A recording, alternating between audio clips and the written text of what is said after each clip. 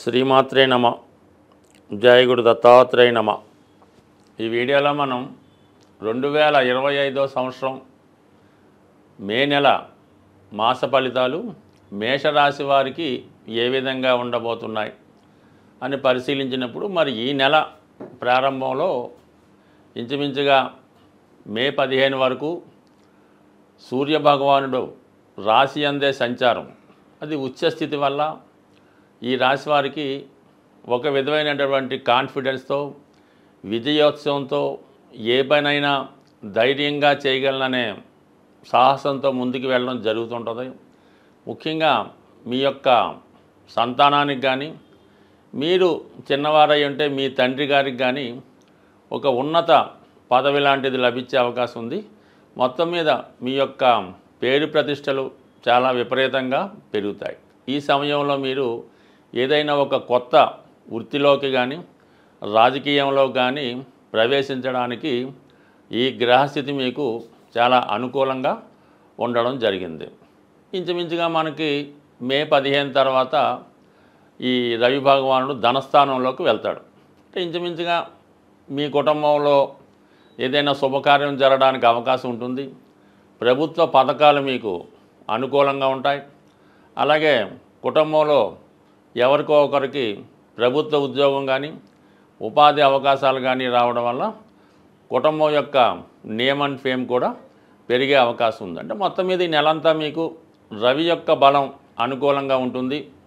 రవి బలంగా ఉంటే జాతకం మొత్తం బలంగా ఉంటుంది కాబట్టి మీరు ధైర్యంగా ఈ నెలంతా కూడా ఎటువంటి సాహస కార్యక్రమమైనా ఏదైనా వ్యాపారం లాంటిదైనా బ్రహ్మాండంగా స్టార్ట్ చేసుకోవచ్చు. ఇక మనకి పోయిన నెలలో ఏర్పడినటువంటి 6 గ్రహాల్లో ఇప్పుడు 4 గ్రహాలు మాత్రమే 12వ స్థానంలో మిగలడం జరిగింది. అందులో ముఖ్యంగా శుక్ర భగవానుడు ధన సప్తమాధిపతిగా వ్యయస్థాన సంచారంలో ఉన్నటువంటి శుక్రుడు మరి ఉచ్చులో ఉండడం వలన మీరు మీ కుటుంబంలో వారి యొక్క అవసరాల కొరకు వారి యొక్క చదువు విదేశ వ్యవహారాలు వివాహం వగైరా వాటి కొరకు కానీ అలాగే మీ శ్రీమతి గారికి లేదంటే మీ కుటుంబంలో ఉన్నటువంటి స్త్రీలకి త్వరలో జరగబోయే శుభకార్యం నిమిత్తమైనా ఏదైనా పండగ గురించైనా విలువైన ఆభరణాలు అలాగే పట్టు వస్త్రాలు లాంటివి కొనడం జరుగుతూ ఉంటుంది. అలాగే మీ యొక్క సౌకర్యం కోసం ఏదైనా ఎక్కువగా దగ్గరలో ఉన్నటువంటి పుణ్యక్షేత్రాన్ని దర్శించడం కానీ ఏదైనా ఒక ఎంటర్టైన్మెంట్ కార్యక్రమంలో పాల్గొనడం కానీ జరిగే అవకాశం ఉంది. అయితే విశేషమైనటువంటి ధన వ్యయం జరుగుతూ ఉంటుంది.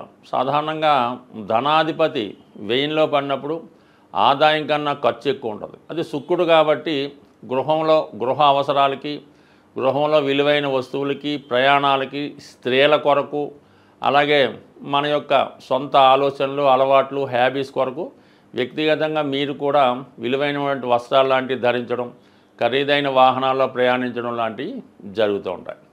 ఇక మనకి ఎలాగా గురువు ఇంచుమించుగా మనం మే నెలలో ఎంటర్ అయ్యాం కాబట్టి మే 15వ తారీఖు మాత్రమే ధనస్థానంలో గురుగ్రహ సంచారం జరుగుతూ ఉంటుంది. ఇంచుమించుగా భాగ్యాధిపతి ధనస్థానం అవటం వల్ల మీరు ఇంచుమించుగా మీకు ఈ కుటుంబంలో ఏదైనా మీకు పెద్దల దగ్గర నుంచి ఆస్తి రావాల్సి ఉన్నా ధనం రావాల్సి ఉన్నా అంటే గురువుల ద్వారా మీరు ఏదైనా తెలుసుకోవాల్సి ఉన్నా ఇంట్లో ఏదైనా శుభకార్యం జరగాలన్నా గురువు సంపూర్ణంగా సహకరించడం జరుగుతుంది. అంటే 2వ స్థానంలో ఉన్నటువంటి గురువు 2, 6, 10 భావాలను యాక్టివేట్ చేయడం వల్ల కామన్గా ఉద్యోగంలో ఉపాధి అవకాశాల కొరకు చేసే ప్రయత్నాలు ఫలిస్తాయి. అదే చిన్న చిన్న సమస్యలు వృత్తి వ్యవహారాల్లో ఉన్నా అవి సరిదిద్దుకునే ప్రయత్నం జరుగుతుంది.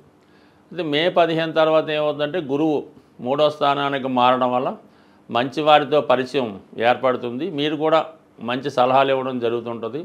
3వ స్థానంలో ఉన్నటువంటి గురువు ఈ రాశి యందు ఉన్నటువంటి ఉపాధ్యాయులకి న్యాయవాదులకి ప్రభుత్వ ఉద్యోగులకి చాలా వరకు ప్రమోషన్ లాంటిది రావడం వారి యొక్క ఆదాయం పెరగడం జరుగుతూ ఉంటుంది. అంటే 3, 7, 11 అన్నది కామత్రికోణం కాబట్టి ముఖ్యంగా వివాహం కొంతకాలంగా ఇప్పుడు చేస్తున్నటువంటి ప్రయత్నాలు ఫలించకుండా వివాహం వాయిదా పడుతుంటే మీరు మే 15 తర్వాత మళ్ళీ కొత్తగా ఫ్రెష్గా వివాహ ప్రయత్నాలు ప్రారంభించడం వల్ల వివాహ ప్రయత్నాలు సఫలీకృతం అవుతాయి. అలాగే 11వ స్థానంలో గురువు రావడం వల్ల పిల్లల యొక్క అభివృద్ధి మీకు ఆనందదాయకంగా ఉంటుంది. దూరంలో ఉన్నటువంటి మీ సంతానం మీకు ఆర్థిక పరంగాను వేరే విధంగాను అన్ని విధాల సహాయ సహకారాలు అందించే అవకాశాలు కూడా గురుగ్రహ అనుగ్రహంతో రావడం జరుగుతుంటుంది. ఇంకా యాజిటీస్గా మీకు 12వ స్థానంలో ఏలినాడు శని ఇప్పుడే ప్రారంభమైంది కాబట్టి నెమ్మదిగా అది మీకు ఆర్థిక పరిస్థితి మీద ప్రభావం చూపుతూ ఉంటుంది.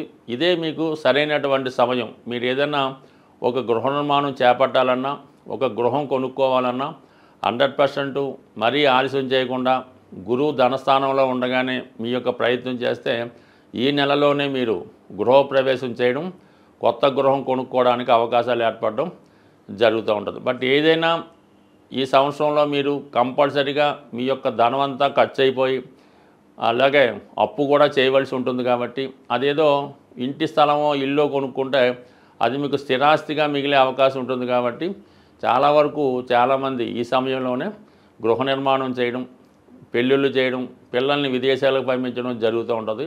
ఏదైనా ఒక ఇన్వెస్ట్మెంట్తో కూడుకున్న చేసుకుంటేనే మీకు చాలా వరకు మంచి కలిగే అవకాశం ఉంది. మొత్తం మీద మేషరాశి వారికి ఈ నెలలో చాలా వరకు మంచి ఫలితాలు ఉంటాయి. అయితే ఖర్చుల విషయంలో మన అవసరానికి తగు విధంగానే ఖర్చు పెడితే బాగుంటుంది తప్ప అంతకు మించి అట్టహాసంగా మనీ వేస్ట్ చేయడం వల్ల తర్వాత ఇది బాధపడవలసి ఉంటుంది. గ్రహాలని, జ్యోతిష్ శాస్త్రాన్ని, గోచార ఫలితాలు నమ్ముతున్న వాళ్ళు సాధారణంగా ముఖ్యమైనటువంటి గ్రహాలు మారినప్పుడు వాటి యొక్క ప్రభావాన్ని చూపించడం జరుగుతూ ఉంటుంది. అందువలన ఏదైనా గ్రహం మారినప్పుడు ఆ గ్రహానికి సంబంధించినటువంటి పరిహారం చేసుకుంటే అది మనకి అనుకూలంగా మారడం జరుగుతూ ఉంటుంది. ఇప్పుడు ముఖ్యంగా 18 నెలలకి ఒకసారి మారే రాహుకేతువులు ఈ నెలలో మారడం జరిగింది. అయితే ఈ రాహుకేతువులే కర్మని నిర్దేశిస్తుంటాయి. అంటే గత జన్మలో మనం చేసినటువంటి పాపపుణ్యాలని ఈ జన్మలో అనుభవించే విధంగా ఇవి చేయడం జరుగుతూ ఉంటుంది. వీటినే కార్మిక్ కంట్రోల్ ప్లానెట్స్ అనడం జరిగింది. మరి ఈ రాహుకేతు మారినప్పుడల్లా ఏదో ఒకటి ప్రతివాడి జీవితంలో మంచి కానీ చెడు కానీ జరుగుతూ ఉంటుంది. అది జరగాలనుకునేప్పుడు మనం కామన్గా ఈ గ్రహాలకి పరిహారం చేసుకుంటే అవి మనకి కొంత తీవ్రత తగ్గి మంచి ఫలితాలు ఇవ్వడం జరుగుతూ ఉంటుంది. మరి ఇప్పుడు ముఖ్యంగా ఏ పని జరగాలన్నా, మనం ఏ గ్రహానికి పూజ చేయాలన్నా, ఏ దైవానికి పూజ చేయాలన్నా ముందుగా విఘ్నేశ్వరుణ్ణి పూజ చేయడం జరుగుతూ ఉంటుంది. కేతువు యొక్క ఆది దైవం విఘ్నేశ్వరుడు అవటం వల్ల మరి ఈ నెలలో మీరు కంపల్సరిగా అది సంకష్ట చతుర్థి రోజు కానీ లేదంటే మరి కేతువు సింహరాశిలో ప్రవేశించాడు కాబట్టి ఆదివారం రోజు విఘ్నేశ్వరుడి యొక్క ఆలయంలో వినాయకుడిని విధి విధానంగా గరికతో అర్చించి మన ఎండు ద్రాక్షపళ్ళు అంటే ఎండు ఖర్జూరం కానీ కిస్మిస్ లాంటివి కానీ మరి స్వామికి నైవేద్యంగా పెట్టి అక్కడ ఉన్నటువంటి భక్తులకి పంచిపెట్టడం వల్ల కేతుగ్రహ అనుగ్రహం లభించే అవకాశం ఉంది. కేతుగ్రహ అనుగ్రహం కావాలంటే అంటే పోక చెక్క అని ఉంటుంది. అది కామన్గా ఈ పాన్ సంబంధించిన వాళ్ళు తెలుస్తూ ఉంటుంది. అది ఒకటి పూర్తిగా పోక చెక్క మీ యొక్క వాహనంలో పెట్టుకోవడం వల్ల కానీ మీ యొక్క క్యాష్ బాక్స్లో పెట్టుకుంటే ప్రమాదాలు జరగకుండా అనుకూలంగా ఉంటుంది. కాబట్టి ముందుగా మీరు కంపల్సరీగా ఈ నెల 18వ తారీఖు తర్వాత ముందు చేసుకున్న తప్పులేదు, ఆదివారం రోజు విఘ్నేశ్వరునికి పూజ చేయించుకోవాలి. దాని తర్వాత రాహు మరి కుంభరాశిలో ప్రవేశిస్తున్నాడు. అందుకని రాహు యొక్క అనుగ్రహం కోసం కనకదుర్గ అమ్మవారు శనివారం రోజు కనకదుర్గ అమ్మవారి ఆలయంలో అమ్మవారి కుంకుమర్చన చేసి ఒక నిమ్మకాయల దండ సమర్పించి 18 సార్లు ప్రదక్షిణ చేసి వీలైతే పొలగం నైవేద్యంగా పెట్టి అమ్మవారి ప్రసాదంగా పంచిపెట్టినా పర్లేదు. వీలు లేని వారు కేవలం దర్శనం చేసుకొని 18 ప్రదక్షిణలు చేయడం వల్ల సరిపోతుంది. బట్ ఏదైనా కంపల్సరీగా ఈ శాస్త్రాన్ని నమ్ముతున్న వాళ్ళు మీరు తప్పకుండా ఈ వినాయకుడిని అమ్మవారిని పూజించుకోండి.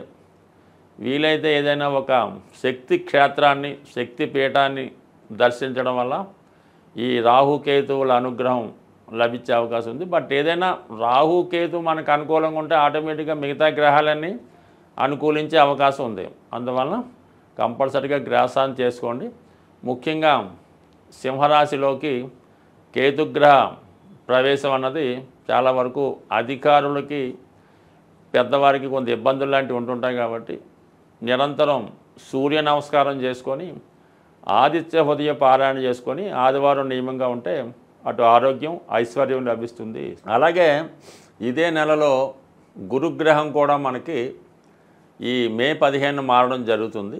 గురువు ఏ భావానికి వచ్చినా ఆ భావ ఫలితాలు మనకి ఇంప్రూవ్ చేయడం జరుగుతుంటుంది. కాబట్టి గురుగ్రహ అనుగ్రహం కోసం అంటే శివుణ్ణి పూజించుకోవచ్చు, దక్షిణామూర్తిని ఆరాధించవచ్చు, దత్తాత్రేయుల వారిని ఆరాధించవచ్చు, లేదా మీ ఇష్ట దైవాన్ని పూజించవచ్చు, లేదా మీ తల్లిదండ్రుల యొక్క ఆశీర్వాదం తీసుకున్నా సరే గురుగ్రహం యొక్క అనుగ్రహం తప్పకుండా లభించే అవకాశం ఉంది.